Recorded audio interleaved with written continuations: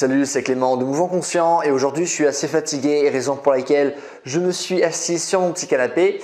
Et dans cette vidéo, je vais vous présenter 3 exercices d'équilibre sur les pieds qui sont vraiment très intéressants parce qu'ils vont vous permettre de développer votre équilibre, de développer une coordination qui sera beaucoup plus fine et de manière générale, ça va vous permettre de développer un corps qui est beaucoup plus utile et un corps qui est beaucoup plus fort. Ça marche ?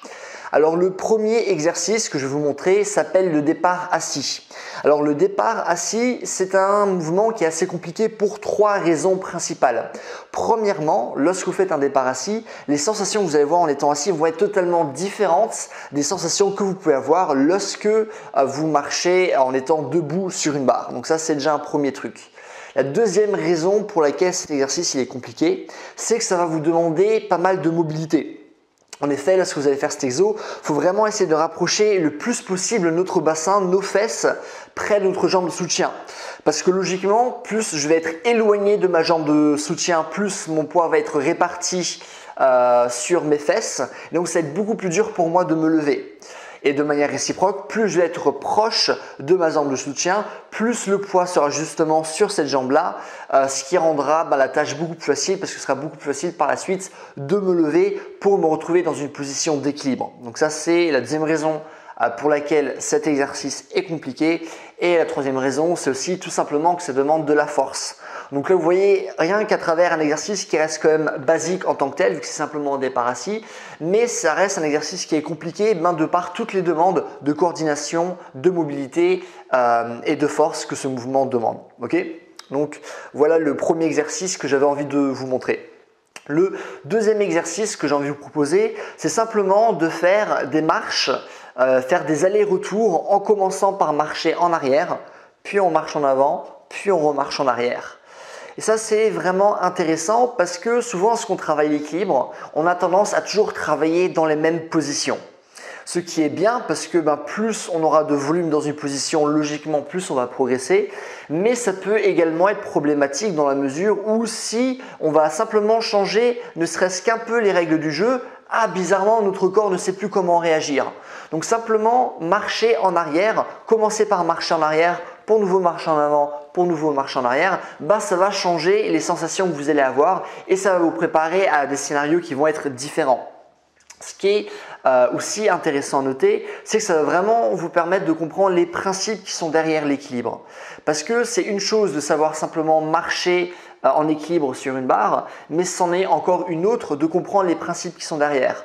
Parce qu'à partir du moment où vous comprenez les principes qui sont derrière l'équilibre sur les pieds, parce que ça va changer en fonction des parties du corps qu'on va utiliser, mais à ce moment-là, vous allez pouvoir répondre à plein de situations différentes. Alors que si vous ne comprenez pas ces principes, vous allez simplement être capable de résoudre une tâche, c'est-à-dire marcher en avant sur une barre, mais ce n'est pas pour autant que vous allez être capable de vraiment bien développer votre équilibre. Vous voyez ce que je veux dire ? Dans un cas, vous maîtrisez simplement dans une tâche et dans l'autre cas, vous arrivez à rester en équilibre. Vous savez ce que c'est de rester en équilibre. Donc voilà, ça c'est vraiment quelque chose qui est intéressant.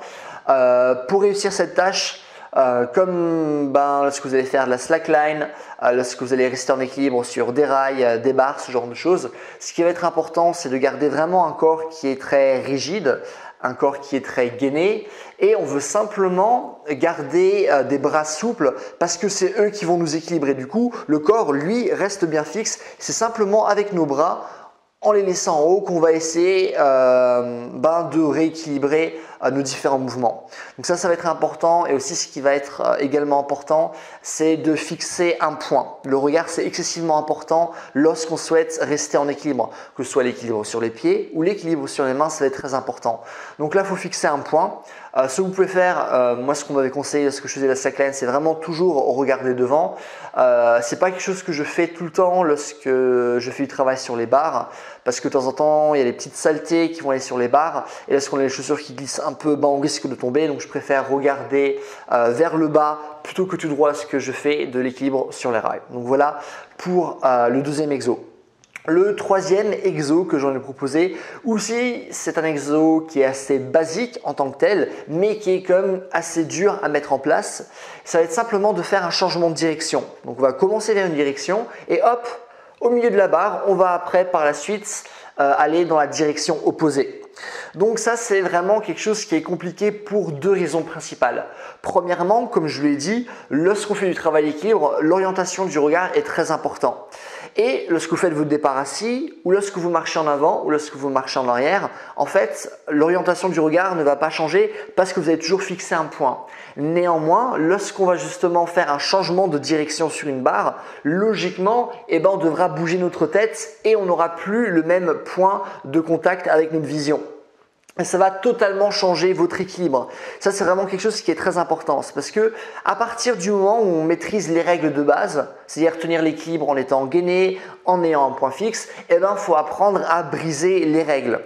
Et du coup, à changer quelques règles du jeu pour justement le rendre plus compliqué. Et en faisant cet exercice, vous allez vous introduire finalement à ce genre de travail. Okay ?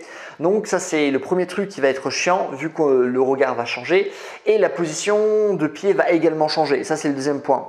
C'est-à-dire que lorsque vous allez faire du travail d'équilibre, vous allez toujours grosso modo être parallèle à la barre ou peut-être de temps en temps un peu de côté comme ça parce que on ne pose pas bien notre pied parce qu'on n'a pas suffisamment d'équilibre. Ça arrive, c'est normal. Néanmoins, lorsque vous allez faire le changement de direction, vous allez être obligé à un moment donné de vous retrouver en ayant vos pieds qui vont être perpendiculaires à la barre.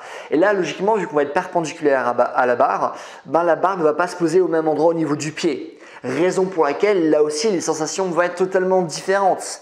Et ce qui se passe, c'est que dès qu'on change un peu les sensations, dès qu'on change un peu les règles du jeu, là aussi, on ne sait plus réagir. Donc lorsqu'on veut apprendre à rester en équilibre sur nos pieds, certes, c'est important de pouvoir marcher dans une direction, mais c'est important de pouvoir marcher dans plein de directions différentes et d'utiliser finalement différentes parties de notre pied. Parce que si on utilise à chaque fois les mêmes parties, on sera bon avec ces parties-là, mais on ne sera pas bon avec les autres.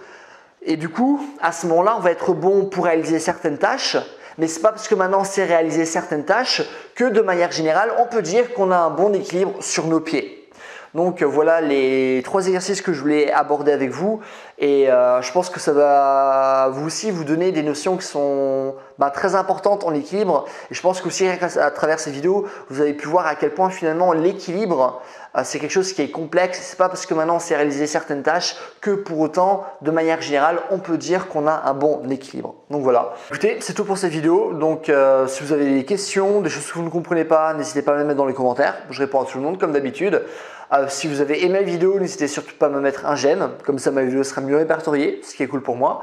N'hésitez pas aussi à vous abonner si vous voulez voir davantage de vidéos sur le mouvement de manière générale, sur la préparation physique.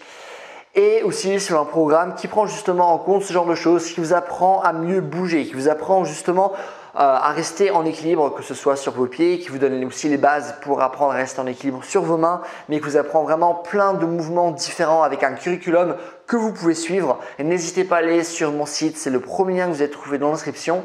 Et voilà, c'est tout. Passez une bonne journée. Bye.